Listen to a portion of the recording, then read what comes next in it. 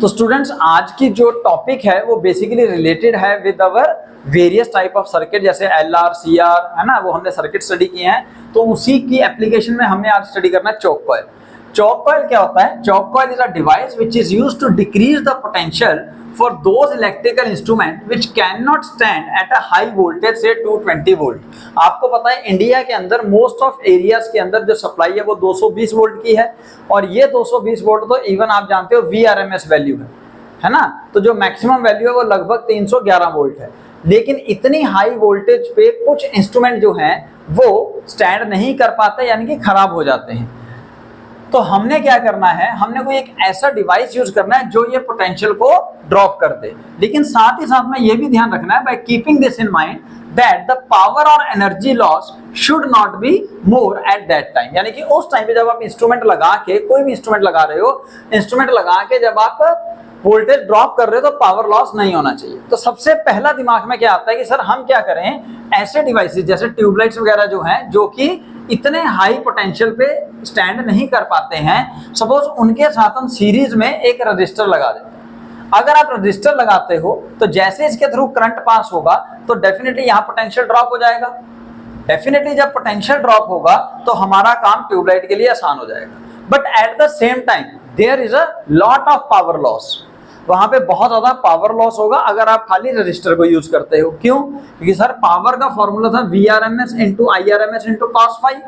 अब आपको पता है कि प्योर रजिस्टर के केस में जो पोटेंशियल और करंट है both are in the same phase, तो फाई कितना है 0, फाई 0 तो cos 0 1, तो इस हिसाब से पावर लॉस कितना आ जाएगा मतलब VRMS इंटू IRMS।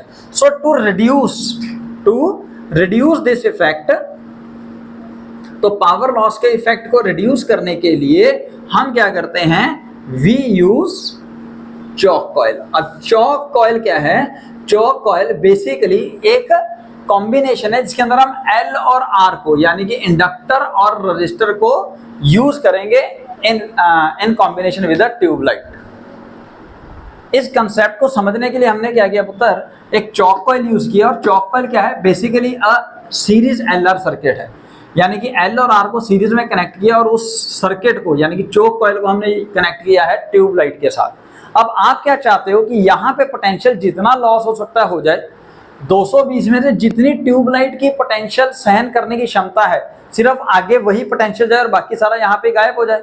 तो उसके लिए आप क्या चाहोगे कि इसका जो रेजिस्टेंस होगा, इसका रेजिस्टेंस क्या होता है LR सर्किट का? इम्पीडेंस। तो जो इम्पीडेंस है वो कैसा हो? वो मैक्सिमम हो। To get the maximum impedance, अब देखते हैं हमने क्या क्या करना है। ठीक है, तो इम्पीडेंस का फॉर्मूला लगाया Z is equal to under root of R² plus XL square.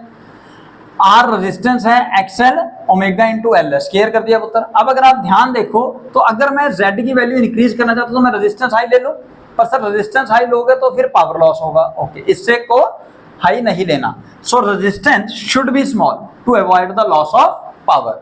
उसके बाद सर ओमेगा तो कैरेक्टरिस्टिक प्रॉपर्टी है आपके सोर्स ऑफ एसी की, तो सर वो तो हम चेंज नहीं कर रहे हैं, हम तो सिर्फ चोक कॉइल के साथ ही चेंजेस कर रहे हैं। तो चोक कॉइल के अंदर क्या लगा है?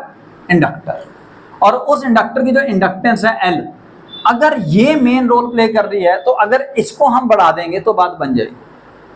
तो it means to reduce the potential Z should be maximum या Z should be large, for that impedance should be large, for that resistance should be small and XL जो इंडक्टिव रिएक्टेंस है this should be large.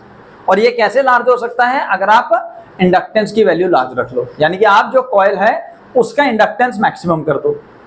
ठीक है जी। हालांकि inductor जो है इसका भी अपना कुछ ना कुछ रजिस्टर जरूर होगा, रेजिस्टेंस होगा, बट स्टिल क्योंकि वो कॉइल ही तो है, वो तार ही तो है जो आपने वाउंड करके कॉइल की फॉर्म में लेके आए हो। अब देखते हैं कि क्या ये चीज करने पे पावर लॉस कम होगी या ज्यादा होगी। तो पावर लॉस का formula again power is equal to VRMS into IRMS into cos phi। अब अगर यहाँ पे cos phi स्मॉल हो जाए तो हमारी बात बन जाएगी। तो cos phi स्मॉल करने के लिए cos phi का फॉर्मूला दिखा R/Z। R/Z, Z is impedance that is equal to under root of R² plus XL square पुत्र। अब R को मैं नीचे लेके जा रहा हूँ, स्क्वायर कर रहा हूँ, कैसे होगा? सो इट शुड बी, यहाँ पे आ जाएगा 1 plus XL square upon R square. इसी को मैंने स्क्वायर किया, अंडर रूट किया और नीचे लेके। ठीक है पुत्र।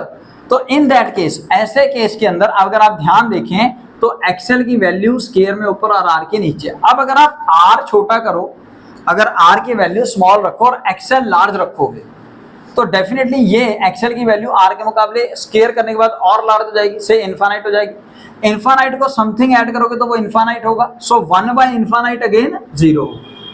तो यानी कि हम कह सकते हैं cos फाई अप्रोक्सीमेटली 0 हो गया।